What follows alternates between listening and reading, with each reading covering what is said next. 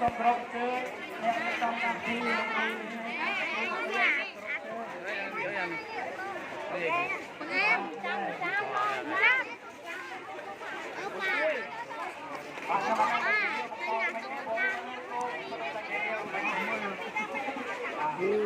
សេចក្ដីសាយើងសូមរៀបជាវង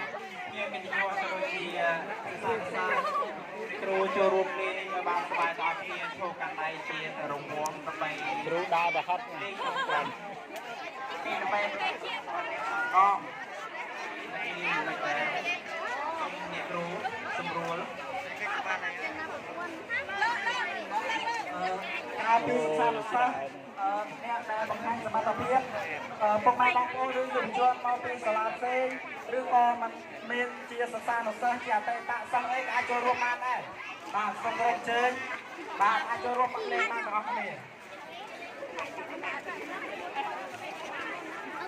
ឃ្លៀងញ៉ាំអីអត់ឆ្អែតសូមរកជើញមកទាំងអស់គ្នាលេងដើម្បីបានសប្បាយទាំងអស់គ្នាដើម្បីកម្មវិធីយើងឆាប់ចប់ឆាប់បានរំទាំងអស់គ្នាបាទហើយបាទគ្នាយើងអត់ទាំងគ្រប់ចឹងសូមរកជើញក្រុមជើងបងប្អូន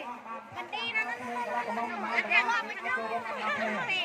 បាទតើឃើញមានមើលអីមួយណាស់បានសប្បាយទាំងអស់គ្នាបាទហើយសូមរកជើង